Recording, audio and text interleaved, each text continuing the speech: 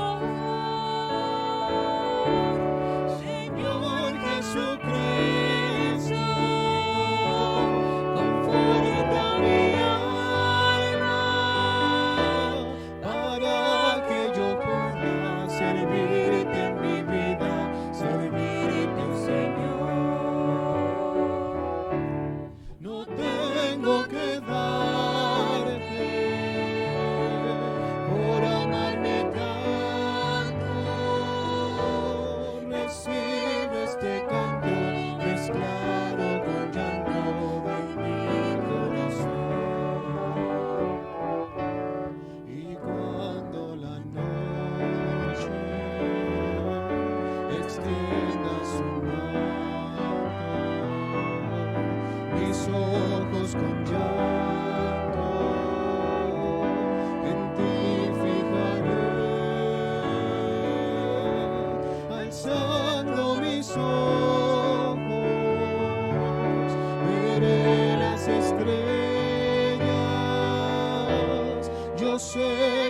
todas ellas, cual Padre amoroso, tú velas por mí. No tengo que darte por amarme tanto. Recibe este canto mezclado con llanto de mi corazón. No tengo que darte ni oro ni plata por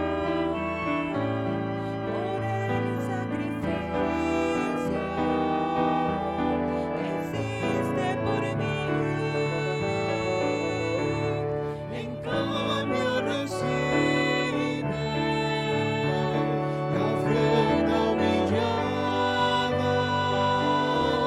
la ofrenda humillada, Señor Jesucristo, de mi corazón. No tengo que darte por amarme tanto. Recibe este canto mezclado con llanto de mi corazón.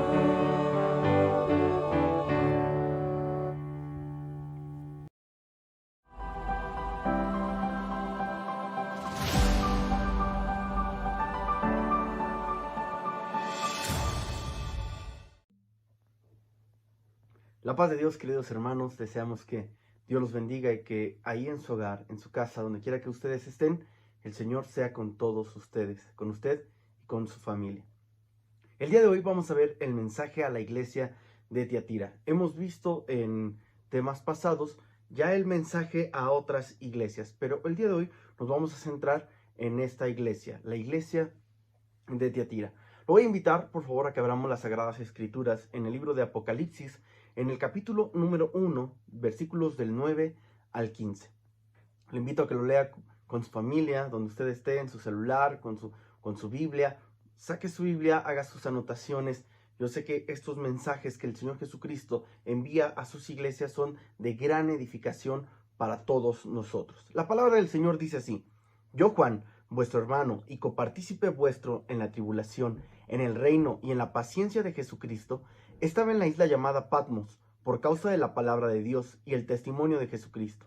Yo estaba en el Espíritu en el día del Señor, y oí detrás de mí una gran voz como de trompeta que decía: Yo soy el Alfa y la Omega, el primero y el último. Escribe en un libro lo que ves y envíalo a las 7 iglesias que están en Asia, a Éfeso, Esmirna, Pérgamo, Tiatira, Sardis, Filadelfia y Laodicea. Y me volví para ver la voz que hablaba conmigo, y vuelto vi 7 candeleros de oro, y en medio de los 7 candeleros a uno semejante al Hijo del Hombre, vestido de una ropa que llegaba hasta los pies, y ceñido por el pecho con un cinto de oro. Su cabeza y sus cabellos eran blancos como blanca lana, como nieve, sus ojos como llama de fuego, y sus pies semejantes al bronce bruñido, refulgente como en un horno, y su voz como estruendo de muchas aguas. En los versículos 4 y 5, Juan envía un saludo de parte del Dios Trino a las 7 iglesias que estaban ubicadas en la provincia romana de Asia, equivalente a la moderna Turquía. Un siervo de Dios afirma: las 7 iglesias fueron seleccionadas con el propósito de describir los rasgos de la iglesia profesante en el curso de su historia. Aunque las cartas van dirigidas a 7 iglesias, su destino es universal. Como puede verse en cada carta, en el capítulo 2, versículos 7, 11, 17 y 29, capítulo 3, versículo 6, 13 y 22, en que se repite como un estribillo la frase: el que tenga oído, oiga lo que el Espíritu dice a las iglesias. Podemos decir que representan 7 tipos históricos y 7 retratos proféticos, tanto de las iglesias del pasado como las del presente y las del futuro. Aunque escribe a 7 iglesias, lo dice para todos. La palabra del Señor es vigente, es actual, es para todos nosotros. Y aun cuando se hayan escrito para 7 iglesias de una época distinta, de una época diferente a la de nosotros, la palabra del Señor es vigente. Así es que también es para nosotros la palabra del Señor. Comencemos. Antes de entrar en el análisis de la carta, podemos ver que a pesar de las diferencias, tienen en común 7 elementos todos los mensajes que van dirigidos a estas 7 iglesias. Durante estas exposiciones que usted ya ha visto, está viendo y verá, se va a dar cuenta de que tienen 7 elementos. Cada mensaje tiene 7 elementos particulares y descritos para cada uno. Uno, tienen una comisión. Empieza, escribe al ángel de. 2, una presentación de parte del Señor. Estas cosas las dice el que y se presenta el Señor. 3, tienen una alabanza o juicio. Sé tus obras, yo conozco tus obras, con detalles diversamente colocados en cada punto. 4, tienen un reproche, pero tengo contra ti. 5, tienen un consejo, pero recuerda, arrepiéntete, nada temas, etc. 6, tienen una llamada, tienen un llamado. Quien tenga oído, oiga. Y por último, número 7, tienen una promesa. Al que venza, al que venciere, el que venza. Esos 7 elementos los vamos a encontrar, es un común denominador que vamos a encontrar en estos 7 mensajes que dirige el mismo Señor Jesucristo a las iglesias. Y las diferencias también son notables. La primera es que Esmirna y Filadelfia son las únicas que no reciben ningún reproche. La Odisea es la única que no recibe ninguna alabanza. La llamada y la promesa se invierte de lugar en las 4 últimas cartas: Tiatira, Sardis, Filadelfia y la Odisea. Y por último, un somero análisis nos indica que las iglesias de Éfeso y la Odisea se hallan en grave peligro. La de Esmirna y Filadelfia en una excelente condición, las de Pérgamo, Tiatira y Sardis en estado mediocre. Es de notar la clara distinción entre la condición espiritual de la congregación en general y la individualización de las promesas y de los consejos a cada una de las iglesias. Nosotros nos detendremos un poco en Tiatira. Esta es la carta más larga de las 7 que vamos a encontrar a las 7 iglesias. En realidad es una carta doble. La primera parte, que abarca del versículo 18 al versículo 23, está dirigida al tema de Jezabel. La segunda parte, que es del versículo 24 al versículo 29, tiene que ver con la comunidad entera. En esta segunda parte ya no aparece ningún reproche. Como ya dijimos anteriormente, a partir de esta cuarta carta, los últimos 2 elementos, el estribillo y la promesa, se invierten. Lo vamos a ir viendo más adelante. Veamos algunos detalles de esta ciudad de Tiatira. Tiatira literalmente significa actividades sacrificiales. Viene del griego tiaeterioi, que significan actividades literalmente sacrificiales, lo cual representa el error principal en que cayó la iglesia en este largo periodo del año 500 al 1500. Al ignorar que el sacrificio de Cristo Jesús en la cruz era suficiente para perdonar los pecados, como lo vemos en Hebreos capítulo 10, versículo número 12, que dice: así que, hermanos, teniendo libertad para entrar en el lugar santísimo por la sangre de Jesucristo, podemos entrar nosotros libremente al altar de su presencia. Podemos entrar libremente al lugar santísimo. Pero nuestros hermanos de Tiatira habían olvidado esta parte tan importante, y por la localidad donde ellos se encontraban fue muy fácil que las costumbres paganas se introdujeran en la iglesia. Y eso también lo vamos a ver un poco más adelante.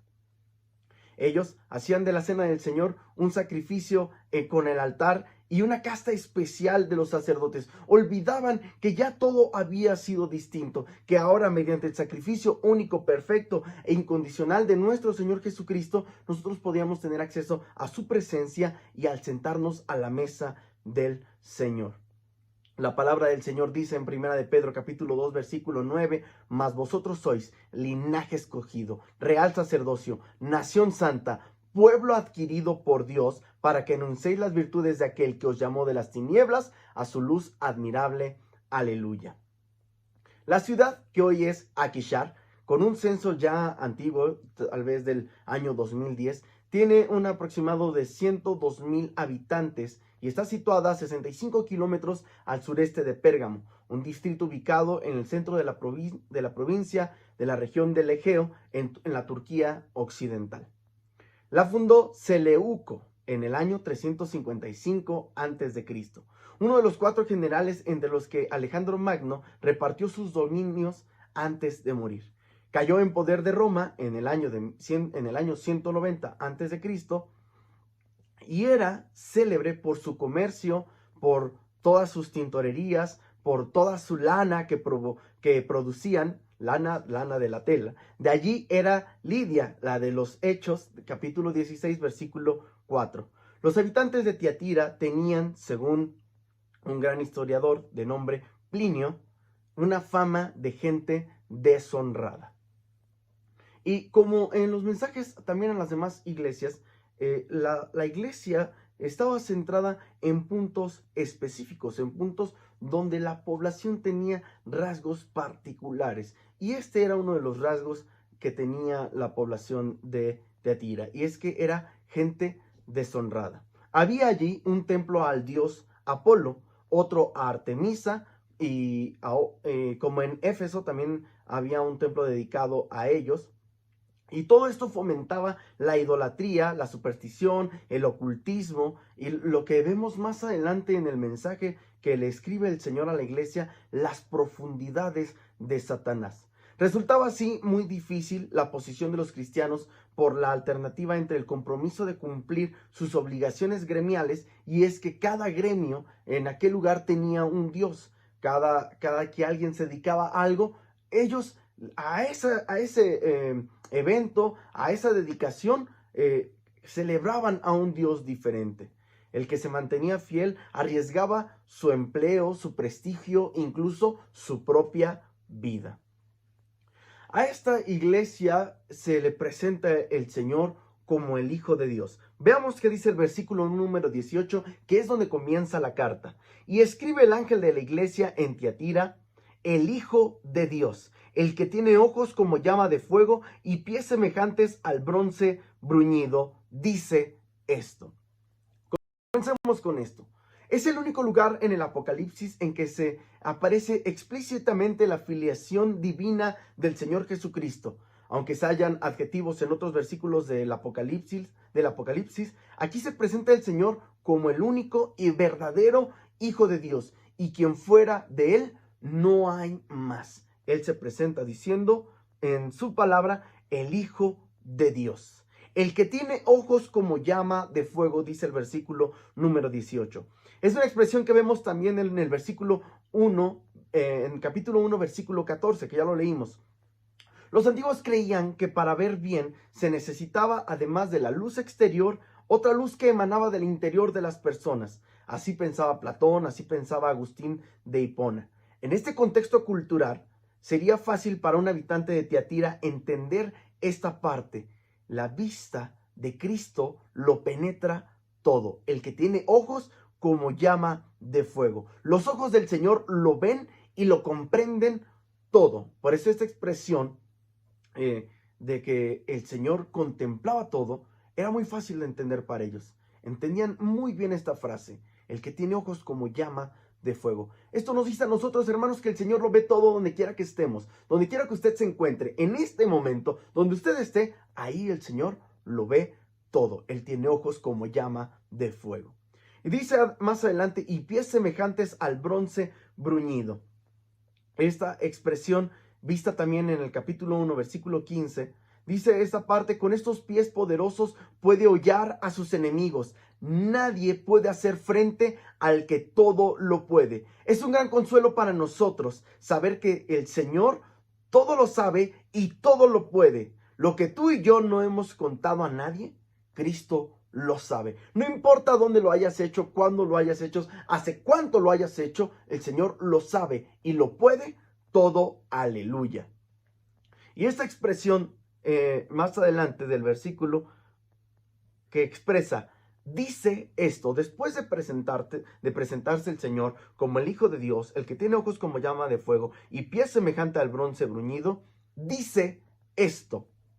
Debemos tener usted y yo la confianza, la seguridad de que Dios habla.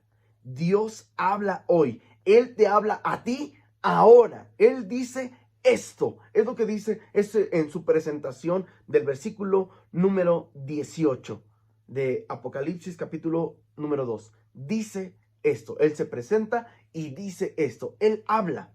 Quien habla es el mismo Señor Jesucristo. No el representante de una iglesia, no una celebridad, no un apóstol, no. Quien lo hace es el mismo Señor Jesucristo hablando a su iglesia. Y Él se presenta después de todo y dice esto. Dice la palabra del Señor: yo conozco tus obras y amor y fe y servicio y tu paciencia, y que tus obras postreras son más que las primeras, en el versículo número 19. A pesar del reproche que viene en el versículo número 20, la alabanza contenida en el versículo número 19 es maravillosa. Tus obras actuales, le está diciendo, las últimas, es decir, las más recientes, son más numerosas y mejores que las primeras que ya habías realizado. Iban en aumento, a diferencia de la iglesia de Éfeso, estas iban cada vez aumentando más y más. Se detallan los motivos que las informaban. Tu amor, un amor activo, distintivo del verdadero discípulo del Señor Jesucristo y bien ejercitado en obras de misericordia y de amor para con los demás. Tu fe, no como medio de salvación, sino como fidelidad, lealtad constante a su Señor. Aleluya. Y tu servicio, ¿qué es sino el amor en acción, el mismo servicio? Servicio es más que un trabajo. Servir representa algo más que el simple hacer. Requiere comprensión, ternura, disciplina, disponibilidad, atención, etc. Y no una simple acción, no una simple actividad, sino servir con amor. Aleluya. El versículo número 20 nos dice: pero tengo unas pocas cosas contra ti. A pesar de que en el versículo 19 hay una alabanza, hay un reconocimiento, el versículo número 20, como en todos los mensajes a las iglesias, hay un punto del versículo número 20 donde dice: tengo unas cosas contra ti, un reproche, que toleras a esa mujer Jezabel, que se dice profetiza y enseñe y seduzca a mis siervos a fornicar y a comer cosas sacrificadas a los ídolos. A continuación viene el reproche en este versículo número 20. Pero tengo contra ti que permites. Esta palabra permites es una palabra griega que significa toleras. No tan solo lo estás permitiendo, sino que lo estás aceptando. Permitir es sobrellevar y tolerar es aceptar. Dejas hacer, tú permites que lo haga a esta mujer Jezabel, que se dice a sí misma profetiza. La evidencia externa está claramente a favor de esta lectura. La mujer, esa mujer, no dice tu mujer. Veamos lo que dice sobre ella en el versículo 20 y 21.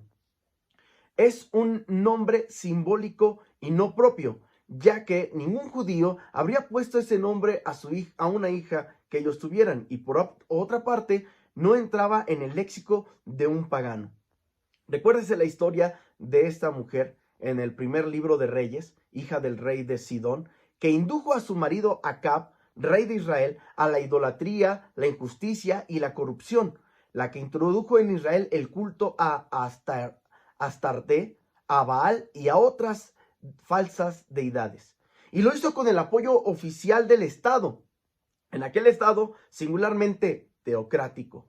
Su influencia era peor que la de Balaam, porque éste solo podía aconsejar, pero Jezabel podía mandar. Ella tenía ya un posicionamiento más del que le correspondía para mandar y hacer lo que ella le placiera. Pero vamos a ver las actividades de la Jezabel de la que se refiere el Señor en Tiatira. Se llama a sí mismo profetiza, como dice el versículo número 20. Pero tengo unas cosas contra ti, que toleras que esa mujer Jezabel, que se dice profetiza. Asimismo, ella se está proclamando, autonombrando como profetiza. Por su doctrina, no puede decirse que sea una profetisa de Dios, sino del mismísimo diablo, pues está engañando a sus siervos. Ambos están en un presente continuo. Dice, está enseñando y engañando. O sea, lo estaba haciendo en el momento en el que el Señor les está enviando esta carta. Ella lo estaba haciendo a los siervos del Señor, algo que no tenía por qué estar pasando. ¿Qué le enseña? ¿Qué les estaba enseñando? Dice la palabra del Señor, que forniquen y que coman cosas sacrificadas a los ídolos, arrogándose una enseñanza que compete únicamente a los pastores de la congregación. La palabra del Señor, cuando dice y escribe al ángel de la iglesia en Tiatira, no se refiere a una expresión literal, sino simbólica, sino figurada. El ángel es el pastor, el liderazgo de la iglesia. Entonces, por esto resalta de entre esta carta, porque ella les enseñaba a quien tenía que hacerlo, era el liderazgo, era el pastor, el que estaba frente a la iglesia. Eso solamente correspondía a los siervos del Señor y no a ella, a esta mujer. Y no por el tema de que sea mujer o hombre. No caigamos en esa parte, sino que por quien el Señor había puesto delante de esa congregación. Por eso dice la carta, y en todas las usted lo va a ver, estos elementos. Y escribe al ángel. Quien se refiere es al pastor que está frente a la iglesia. Esta enseñanza que ella les daba la usaban para mal, respaldada para ser por el liderazgo de la iglesia. Por eso es que hace ese reproche, porque nadie le impidió que dejara de hacer esas enseñanzas ni esos engaños. Por eso este respaldo que ella tenía para poder estar enseñando y engañando era respaldado por el liderazgo, por el pastorado, por el ángel de la iglesia, para hacer tanto daño dentro de la misma congregación. No es por el tema de que sea mujer. Nosotros no tenemos esa inclinación en ninguna manera, incluso recalcar, incluso afirmar, como la palabra del Señor dice en una parte: derramaré mi espíritu sobre mis siervos y sobre mis siervas. Lo dice en su palabra, y entonces nosotros vemos como Joel, en esta expresión, derramaré mi espíritu sobre mis siervos y sobre mis siervas, está hablando que el Señor tiene en un mismo concepto al hombre y a la mujer para su gloria. Aleluya. Continuamos, dice: ¿cómo se seduce a los modestos pero cristianos miembros de esta congregación? Se trata de errores prácticos más bien que doctrinales, y por eso más temibles. Los incitará a asistir a los festivales idolátricos con el objeto de conocer las profundidades de Satanás, con el señuelo de entretenerse con el ocultismo y de adentrarse y experimentar la luz interior para vencer mejor al pecado. Podrían hacerlo sin dejar de ser cristianos. Más aún, llegarían a ser cristianos mejores y más sabios, lo que en un futuro conocieron y desarrollaron como gnosticismo, la combinación de lo puro y lo profano. Esta expresión se refiere, queridos hermanos, a la intromisión de cosas ocultas, de este gnosticismo que se ha estado mezclando no de apenas, sino de hace cientos de años, y de cómo con una actitud tan sutil podría parecer que no pasa nada, no es nada malo, pero era un señuelo, era una trampa para hacerles ver que podían combinar todas las cosas que fueran buenas, y también el cristianismo, y también esto, y también esta parte de ocultismo. Sin dejar de ser cristianos podemos hacer tantas cosas. Ojo, no podemos hacer la combinación de lo puro, lo santo, lo correcto, y lo profano, lo carnal, lo mundanal, que no es agradable ante los ojos de Dios. Tengamos mucho cuidado con las cosas que vemos, aprendemos y permitimos que nuestros hijos aprendan, porque de todo eso el Señor nos tomará por cuenta. Tengamos mucho cuidado. A esto se añade el endurecimiento de su corazón. Dice la palabra del Señor en el versículo número 21, y le he dado tiempo para que se arrepienta y no quiere. Es una expresión griega que dice telei. No desea, no tiene ganas de tal cosa. Esta expresión dice además, le he dado tiempo para que se arrepienta y no quiere de su fornicación. Fíjese cómo dice la palabra del Señor. Le di tiempo. Por supuesto, esta expresión nos da una señal de que ya lo había dicho con anterioridad, ya lo había amonestado el Señor, el Espíritu Santo, ya les había hecho saber ese mal. Por eso es que dice, ya le di tiempo. O sea, antes yo ya le había dicho que lo hiciera, que se arrepintiera, pero no quiere. Y esa expresión tan tierna, tan amante, tan misericordiosa de nuestro Dios, cuando dice que lo haga, que se arrepienta, que por cualquier otro medio ya le había avisado que cambiara, porque le había dado tiempo para hacerlo, pero no quiere. Aquí se muestra la infinita misericordia y amor de parte del Señor para con su iglesia. Ya le dije que lo haga, ya lo había amonestado, ya lo había exhortado, pero ya no quiere. En 3 ocasiones se expresa este verbo metanosei. Metanosein, que es una expresión griega que significa arrepentirse. Y en las 3 que se designan la urgencia del caso. Esa expresión griega tan importante, metanoesein, que es arrepentirse, es una expresión de urgencia, de arrepentirse, pero con urgencia, por lo grave en lo que se encontraba. Pero en su arrogancia diría, ¿por qué voy a hacer caso? ¿Por qué voy a hacerlo? ¿Por qué voy a arrepentirme? Dios quiera que ninguno de nosotros que estamos escuchando esta expresión de esta carta maravillosa a Tiatira, nos encontremos en tal situación, en una situación de arrogancia, de un pensamiento bloqueado en nuestro ser, decir, ¿por qué voy a hacerlo? ¿Por qué voy a cambiar? Peor aún que digamos, no lo necesito. Que el Señor tenga misericordia de todos nosotros. El caso era muy grave y el engaño era tan sutil. Se confundía la comunicación con comunión. Había mucha comunicación, mucha inteligencia, mucha expresión, pero había poca comunión con el Señor tal vez. Una cosa era comer viandas sacrificadas a los ídolos y otra participar en los banquetes idolátricos. Peor aún, sin excusa, entregarse de lleno a la inmoralidad sexual. Las enseñanzas gnósticas hallaban así su expresión práctica. No estamos hoy inmunizados contra ese virus. Muchos que profesan la fe cristiana y dicen hoy, u obran como si lo dijeran, del cristianismo tomo esto, pero también de otra cosa que me ayuda tomo esto. Que consultan a los ángeles, al tarot, los astros y cualquier otra cosa que les pueda traer un beneficio, argumentando, pues todo es bueno. Todo por conseguir un beneficio personal y ambicioso. También hubo quienes sacaban conclusiones falsas de un principio legítimo que dice, como lo vemos en Romanos capítulo 6, versículo 15. ¿Qué pues? ¿Pecaremos porque no estamos bajo la ley sino bajo la gracia? En ninguna manera.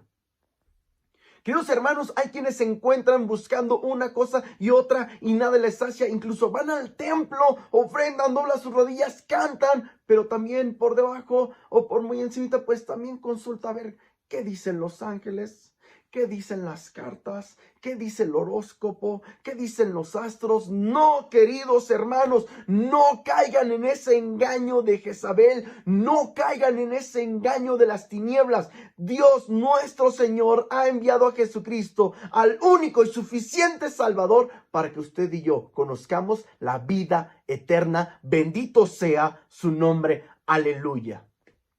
Que el Señor nos libre, que el Señor nos libre a todos nosotros de hacer este mal, de combinar estas situaciones, de combinar lo bueno con lo malo, y a lo bueno llamar malo y a lo malo llamar bueno. Dios nos ayude y nos guíe su Espíritu Santo para dejar ya todas esas cosas y buscar únicamente a Cristo Jesús, Señor nuestro. Gloria sea su nombre. Ante la impenitencia de Jezabel, ante el deseo profundo de no arrepentirse, el Señor advierte con grandes castigos. Dice el versículo número 22, he aquí, yo la arrojo en cama y en gran tribulación a los que con ella adulteran, si no se arrepienten de las obras de ella. Está diciendo una expresión literal.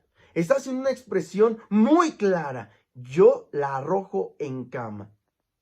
Esta expresión es una expresión que significa en el lecho del dolor. El castigo es justo y apropiado. Ella incitaba a tenderse en el lecho del placer, como lo vimos en el versículo número 20, y el Señor la castiga a tenderse en el lecho del dolor. El verbo baayó significa literalmente, es un verbo griego que significa arrojar, echar, postrar. Está en presente además, lo que indica que no se va a levantar de ese lecho si no se arrepiente. Yo la voy a echar, yo la voy a poner ahí si ella no se arrepiente. Y a sus hijos heriré de muerte, y todas las iglesias sabrán que yo soy el que escudriña la mente y el corazón, y os daré a cada uno según vuestras obras. Yo los heriré de muerte a todos aquellos que siguen cometiendo su pecado, que siguen tras de ella, que siguen participando de todas estas cosas. Yo los castigaré, dice la palabra del Señor. Y dice además esta expresión, los heriré de muerte. El Señor vuelve a dirigirse a la parte buena de la congregación. Dice el versículo, a partir del versículo 24 y 25, pero a vosotros y a los demás que están en Tiatira, a cuantos no tienen esa doctrina y no han conocido lo que ellos llaman las profundidades de Satanás, yo os digo, no impondré otra carga, pero lo que tenéis, retenedlo hasta que yo venga. Dice el versículo 24 y versículo 25. En el original habla de las profundidades de Satanás, lo que ellos llaman, lo que según llaman ellos las profundidades. Son los misterios reservados a los iniciados en el ocultismo gnóstico, misterios que implicaban una rotunda emancipación de la moral cristiana conforme al principio gnóstico, todo le es lícito a los que son perfectos. Los errores doctrinales del gnosticismo comprobaban en la práctica libertinaje, independencia de toda autoridad y hasta falso misticismo mezclado con pretensiones proféticas, una mezcla de cristianismo y prácticas idolátricas y ocultismo y tantas cosas. Con ello, el diablo sacaba provecho por ignorar sus maquinaciones. En el mensaje dirigido a Esmirna, fíjense esta parte tan importante. El diablo operaba desde la sinagoga. En el mensaje dirigido a Pérgamo, se advierte que el diablo tiene su trono en el templo de Esculapio, la divinidad pagana. Ahora, esto lo vimos en el versículo 13 de Apocalipsis capítulo 2. En Tiatira, el caso es más grave. El diablo había establecido su base de operaciones dentro de la misma iglesia. No lo veían en otras congregaciones, en otras denominaciones, en otros movimientos. No. Dentro de la misma iglesia el diablo ya había establecido una base de operaciones y desde allí manejaba y manipulaba todo, a diferencia de otras congregaciones, a diferencia de otros mensajes de las iglesias como Esmirna y como Pérgamo. En el caso de Tiatira, él ya se había inmiscuido, él ya estaba dentro, operando muchas cosas. Pero hay poder en el nombre de Cristo, que el Señor no permita que ni el diablo ni sus huestes operen dentro de nuestra congregación, porque nuestra congregación deberá, y así será, gobernar y mandar nuestro Señor Jesucristo para la gloria de su nombre. Pero lo que tienes, retenedlo hasta que yo venga, dice el versículo número 25. Esta es la única carga que le impone el Señor. Esta expresión griega, retened, dice kratesate, que significa retener con fuerza, equivale o significa a tomarlo con todas tus fuerzas. Retén, tómalo con todas tus fuerzas para que nadie se los arrebate. Aquí está incluido todo el acervo doctrinal de la revelación, así como las promesas, las esperanzas y los privilegios que conforman la condición cristiana. Reténlo, abrázalo con todas tus fuerzas, dice el Señor en el versículo número 25, hasta que yo venga, para que nadie te lo pueda quitar. Y a continuación llega la promesa. Versículo 26 al 28. Al que venciere y guardare mis obras hasta el fin, yo le daré autoridad sobre las naciones y las regirá con vara de hierro y serán quebradas como vaso de alfarero, como yo también lo he recibido de mi Padre, y le daré la estrella de la mañana. ¡Qué hermoso! Yo sé que ya llevamos un poco de tiempo, pero esta es la carta más larga que encontramos de todas las cartas que van dirigidas a la iglesia, y lo estamos haciendo lo más pronto posible para abarcar lo que más podamos. Pero no se trata de hacerlo con aceleración y lo más rápido y todo. Se trata de que lo que el Señor nos diga, lo retengamos con todo nuestro corazón. Al que venciere y guardare mis obras hasta el fin. Esto es para el que venza las tentaciones que la impía Jezabel presenta y para el que persevere en hacer lo que agrada al Señor. Los dos verbos tienen por sujeto a una misma persona y están en un presente continuo. Cristo promete dos grandes privilegios: autoridad sobre las naciones, dice el versículo número 26, otorgada por el Señor a la iglesia, que se pasea en los 7 candelabros. También vencerá al mundo, sin olvidar que la vida cristiana no es una batalla, sino una campaña. No es que libramos esta batalla y ya terminamos de ser cristianos y vamos a ser cristianos para siempre. No, esto es una campaña continua de lucha, de batalla, pero Cristo, nuestro capitán, Él ya ha ganado la batalla. Por eso Él es el que nos dice: al que venciere, aleluya. En el versículo número 26 extiende a los fieles de Tiatira el privilegio concedido al Mesías que encontramos en el Salmo número 2, capítulo número 2, versículos 8 y 9.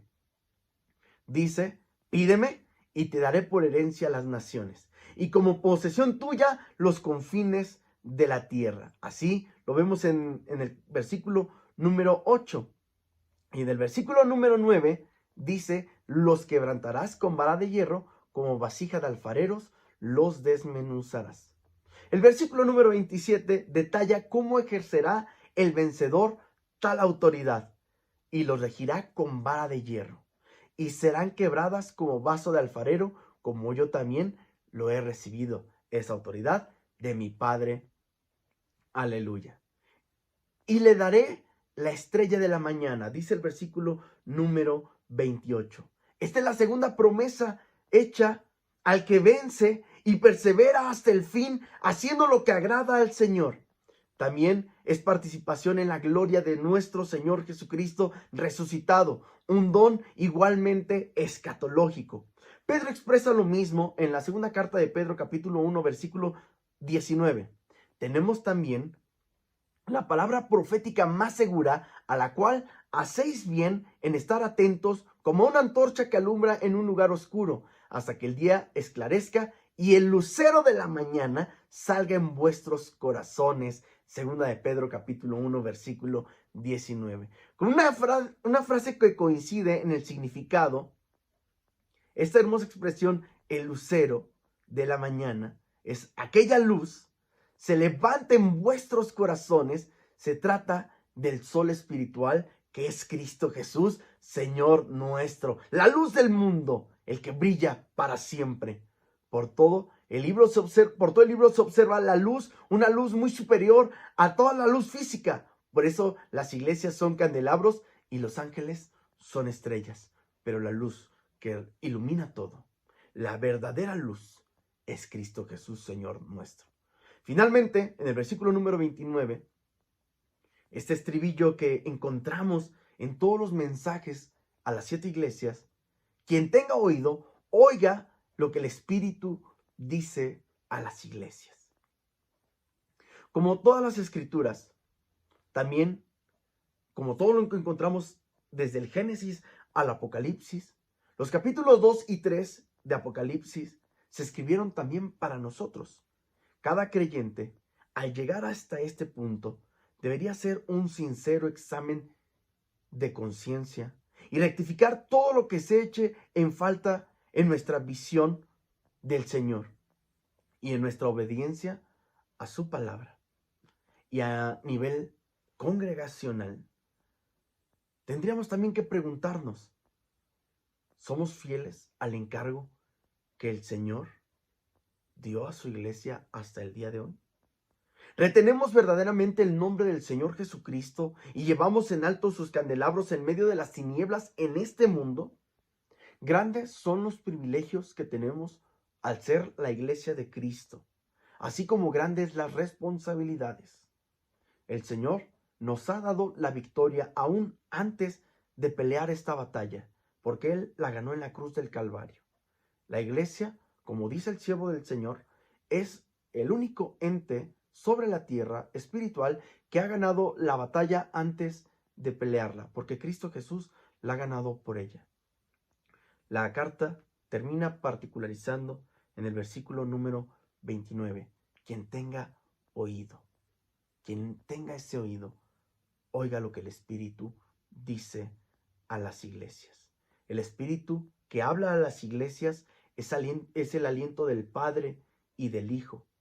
Es el Espíritu Santo quien está hablando a las iglesias por ser el que oye. Exhorta a oír. Está exhortando a escuchar. El siervo de Dios, Griff Thomas, dice, oiga lo que el Espíritu dice a las iglesias. No dice, oiga lo que la iglesia dice a sus hijos, sino oiga lo que el Espíritu dice a las iglesias. No es el Papa, sino el Espíritu Santo, el único vicario de Cristo en la tierra. No es otro intercesor, no es un pastor, no es un apóstol, no es nadie, sino el mismo Señor Jesucristo hablando a sus iglesias por el Espíritu Santo. Y al día de hoy podemos decir, hablando a su iglesia, hablándote a ti, que eres la iglesia del Señor. Ruego al Espíritu Santo que donde quiera que nos encontremos podamos hablar nuestras rodillas y decir, perdónanos, te hemos fallado, hemos cometido muchos errores, pero aquí está nuestra vida, aquí está nuestro corazón. Dios eterno, aquí está nuestro ser, aquí está nuestro corazón, oh Dios poderoso. Nuestra vida está en tus manos y depende totalmente de ti, Señor. Te pedimos, te suplicamos, oh Dios poderoso, que tú tengas misericordia de nosotros, amante Salvador. Por favor, danos tu ayuda, danos tu guianza, danos tu bendición y perdona nuestros pecados, Señor. Perdona, Señor, porque no hemos oído, Señor, a tu Espíritu. No hemos oído lo que tú tienes y quieres para cada uno de nosotros. Por favor, perdónanos, Señor, de nuestras maldades. Perdónanos de nuestros errores y permite, oh Dios poderoso, que nuestras obras, Señor, sigan siendo de amor, de fe y de servicio para la gloria de tu nombre, Señor, y que sigan aumentando día en día, Señor, para glorificarte a ti, para honrarte a ti, para bendecirte a ti, oh Dios poderoso. Danos tu ayuda y bendición, por favor, en todo momento. Danos tu guianza, tu buen espíritu nos guía a tierra de rectitud en todo momento, por favor, Señor. Permítenos, Señor, buscarte, anhelarte a cada momento, a cada instante de nuestra vida, Señor, y cambiar lo que tengamos que cambiar de nuestro ser para agradarte a ti, solo a ti, que tú seas el objeto de nuestra alabanza, el objeto de nuestra adoración y que tú seas para nosotros todo en nuestra vida, Señor. Permítenos desechar todas las cosas impuras, malas, Señor, mundanas, Señor, que tenemos dentro de nosotros y de nuestras congregaciones. Permítenos sacar todo, desechar todo lo malo, Señor, y honrarte y alabarte solamente a ti, únicamente a ti, el único Dios poderoso, el que tiene ojos como llama de fuego y puede ver todo lo que hacemos, todo lo que decimos y todo lo que entendemos y pensamos. Tú lo ves todo. Permítenos, Señor, conducirnos en santidad y en integridad para la gloria de tu nombre, oh Dios poderoso. Danos tu ayuda, tu bendición, Señor, sea sobre nosotros y perdona, por favor, nuestras maldades, Padre. Te lo pedimos todo por tu Hijo Jesucristo, nuestro único, suficiente Salvador, a quien le damos toda la gloria y toda la honra por siempre y para siempre, oh Dios. Todo lo hacemos, lo pedimos, Señor, en el nombre de Jesús. Amén. Amén. Amados hermanos, los invitamos a leer nuestro Salmo 23 en esta noche para poder concluir nuestra transmisión. La palabra del Señor dice: Jehová es mi pastor, nada me faltará. En lugares de delicados pastos me hará descansar. Junto a aguas de reposo me pastoreará. Confortará mi alma. Me guiará por sendas de justicia por amor de su nombre. Aunque ande en valle de sombra de muerte, no temeré mal alguno, porque tú estarás conmigo. Tu vara y tu callado me infundirán aliento. Aderezas mesa delante de mí en presencia de mis angustiadores. Unges mi cabeza con aceite, mi copa está rebosando. Ciertamente el bien y la misericordia me seguirán todos los días de mi vida, y en la casa de Jehová moraré por largos días. Amén. Por favor, mantenga su mano levantada, y vamos a ser despedidos con la bendición apostólica en su expresión bíblica. Amados hermanos, que la gracia del Señor Jesucristo, el amor de Dios y la comunión del Espíritu Santo sea con todos nosotros. Amén. Usted y yo decimos amén. Que Dios los bendiga, amados hermanos. La paz de Dios.